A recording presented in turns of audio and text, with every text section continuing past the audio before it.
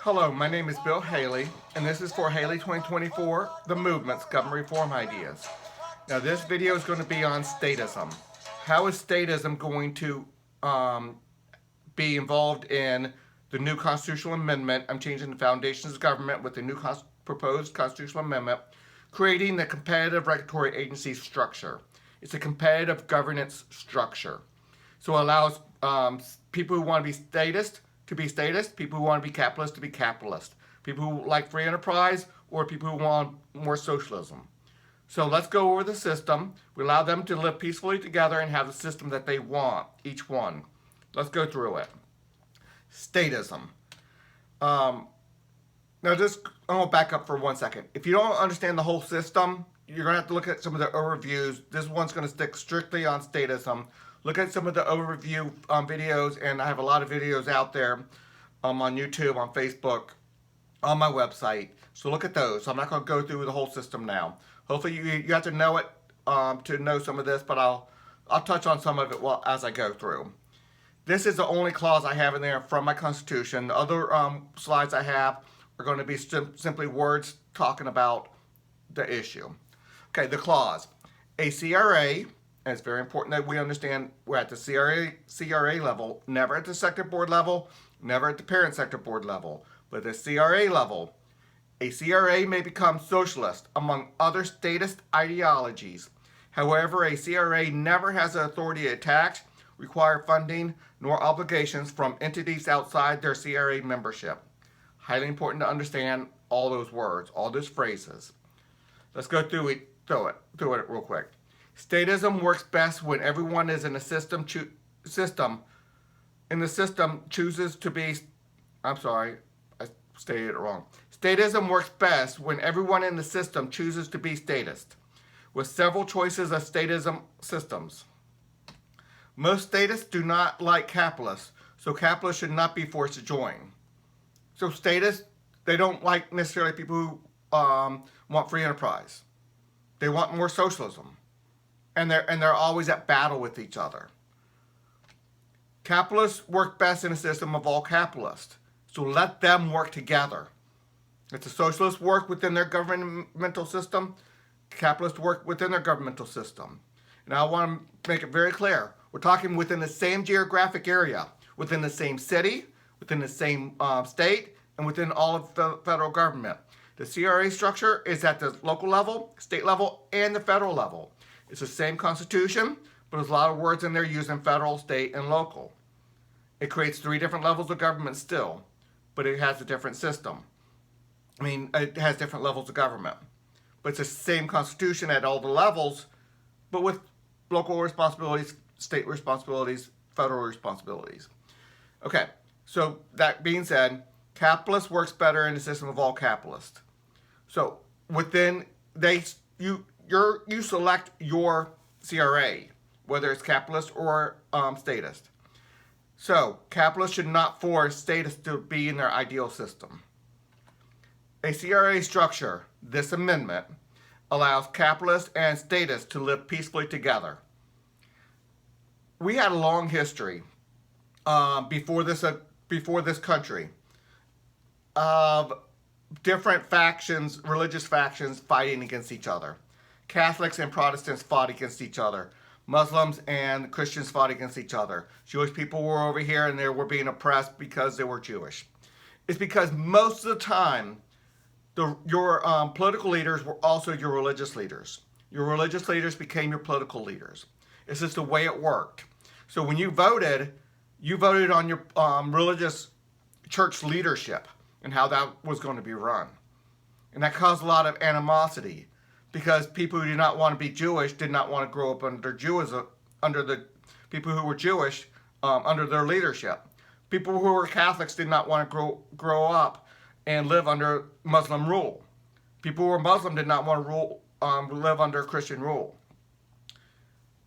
When you allow freedom of religion, it split everything up. You allowed Catholics to be Catholics, Jewish to be Jewish, Protestants to be Protestants. There was a big, about 100 years ago, there was a big problem with Protestants in the public school system, trying to force Catholics and Jewish people and all the other religions to live under the Protestant teaching in the public school system. Before that was taken away in about the 1960s and 1970s and stuff. So that was a big problem. Your leadership of the school became what we taught the kids, and a lot of that was religion as well. Well, at least partially, until it got phased all the way out. We needed to allow Jewish people, Catholic schools to be Catholic schools, Jewish schools to be Jewish schools, Protestant schools to be Protestants, and allow people to have freedom. People live nicely together when the people can go in their own camps to do what they want in their religion. I'm saying that we need to bring that into all of governance, into police, into education, into labor law, into all the different sectors. And what I'm talking about here is not just religion. Obviously, that doesn't go with labor law and banking law. It might to some degree, but don't get me wrong. But that's not the big thing. It's more socialist versus not socialist, capitalist, and free enterprise. Let's keep on going. To have liberty, we must allow others to have socialism. Capitalist is oppressive to some, so let's not force capitalism on statists. Socialism is oppressive to some. Do not force statism upon capitalists. Socialism might work. It might. Big capital letters might. If they're able to see everything. Well, first of all, if it's not monopolized. It's not monopolized governance. Now, insurance companies are currently partly has elements of socialism in it, but it's competitive, and it's only elements of socialism, and it works great as a pool of people pulling their risk together and giving benefits to the people who were on the outs on that year, who had misfortunes for that year, a house fire, a car fire, a death in the family, a death of the wage earner, and it pulled people's money together to give the person who had that bad year the money to overcome their negative financial hit that year. So insurance worked well for that, but that's elements of socialism in that. So socialism might work kind of like insurance works because it's elements of socialism. Socialism, as most of people know it, is monopolized. But if it's competitive, where people have to join, people have to select to go in there, then there's a better chance for it to work. Every citizen selects their CRAs. CRAs may charge taxes and fees from only their members. That was part of the clause. You cannot, a socialist CRA cannot just take money from the general pool of money from the general budget or whatever, because there is no general budget. We don't have monopolized governance anymore. We have competitive governance under this new system. CRAs may provide benefits to just their members. Now, they always have the ability to give benefits to anybody they want to, but most likely they're just going to give benefits to their members.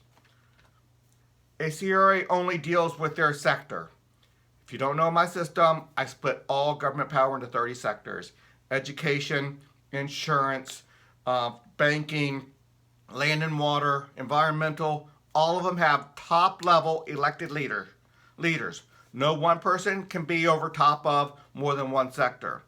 They have to be in the legislative branch, executive branch, or judicial branch of their sector. They only deal with their sector. But they can organize with other sectors. Okay, let's go through the 30 sectors real quick and we'll see how it works. So statism, there's a lot of ways it can work. Do they want to work through the charity system? Because we get rid of all current government welfare.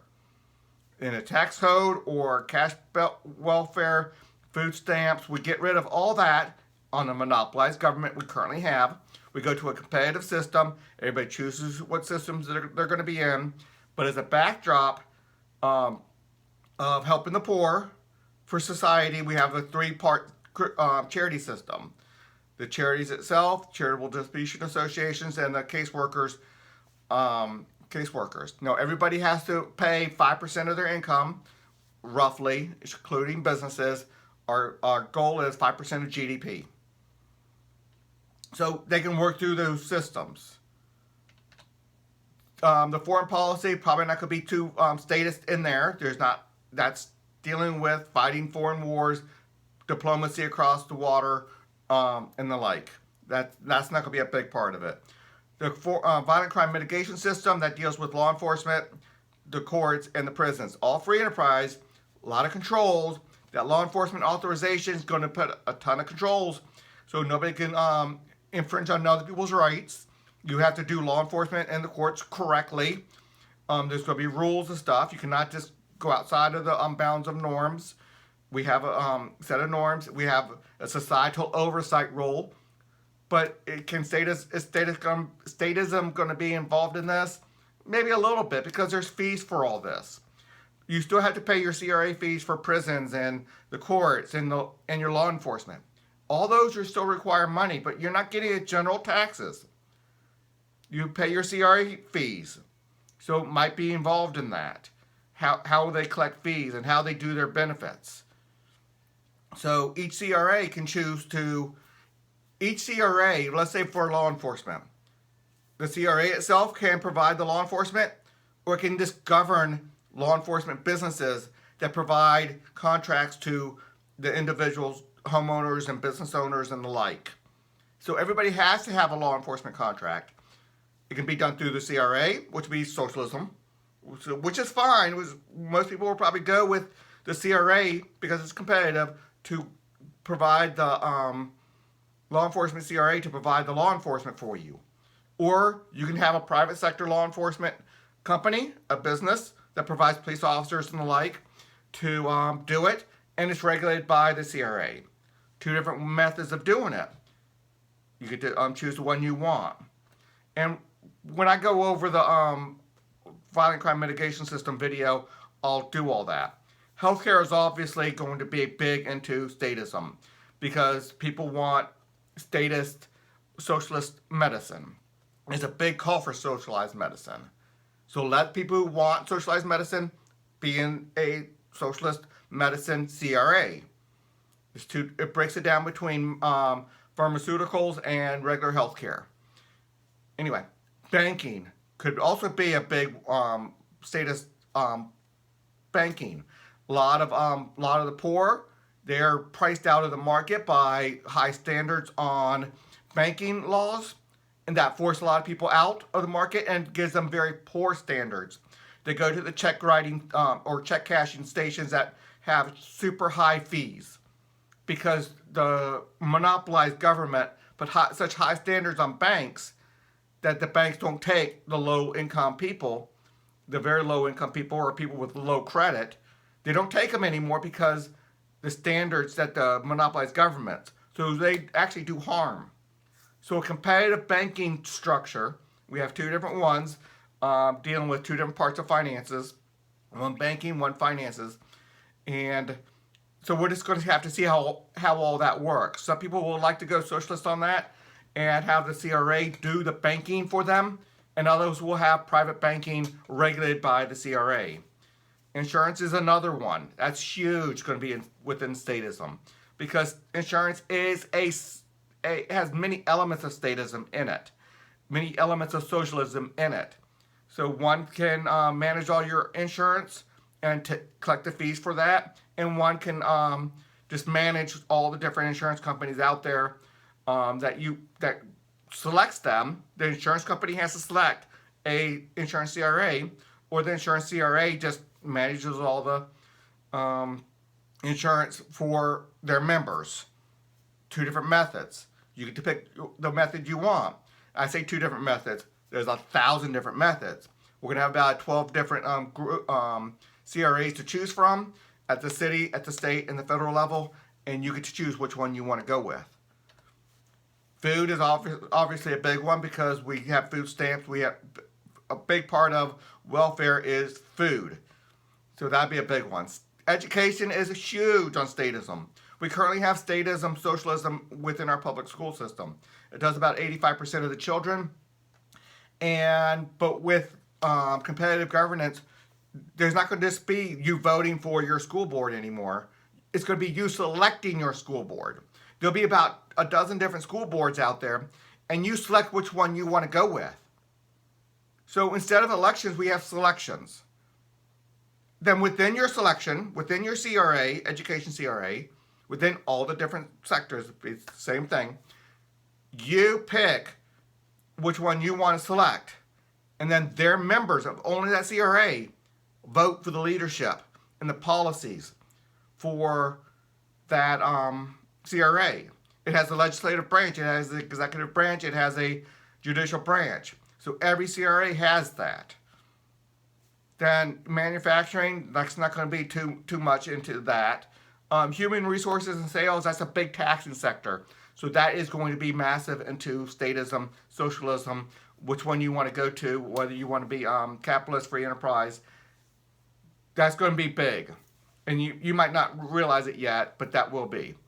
Identity, personal and business, that deals with ownership, citizenship, record keeping. So that's going to be involved significantly with it as well. You might not understand that, but I'll do videos on just the identity sector. I'll do a video on every one of the sectors. Environmental, probably not going to be a lot of statism stuff there. They're going to be doing regulations on environment. There's a lot to get into on that subject. Another video, but statism is probably not going to be big into that. Work safety and disability, maybe it might touch on within that sector. I'm not sure. Transportation, obviously roads are socialist right now. The vast majority of roads, the public roads, are socialist right now. We're going to free enterprise. There's going to be transportation CRAs that will socialize and give one fee, a percentage of an income or a flat fee, or however you want to talk about it, to their members. And there's other ones that's going to be charged per road. A lot to get into that. I know there's a lot of confusion right there just with what I said, and I need to clarify it. That's not this video. I'll do a transportation video. Media and communication, obviously, that might not have too much to do with statism. We'll see if it pops in there at some point, because that's a little bit of a catch-all sector where a lot of, if you don't see it within these 30 sectors, a government organization, if you don't see it within these 30 sectors, it's going to fall somewhere. And the work safety and disability and the media and communication, those two sectors are going to be a little bit of a catch-all. The land and water, we'll see if that is going to be needed. It might deal with a little bit of real estate, maybe a little bit of housing, and I know that has a lot to do with welfare right now. Anyway, let's go through. This is the structure of the full government, of the CRA structure. Within each sector, you have 12 different competitive agencies right over here, and then 12 rating agencies over here. You select within your sector, at your level of government, every level of government, what you want. Now, it'd be irrational to have a local statism organization and a state capitalist and then a federal socialism again. You're going to want to coordinate that a little bit, obviously. And they'll coordinate with each other well. Anyway, let's go through and pretty much end of this video here. So I just want to talk to you about statism and how that's going to work within this whole system. So please consider a donation to the Haley 2024, the movement. So obviously on my website you can find that. And until the next video.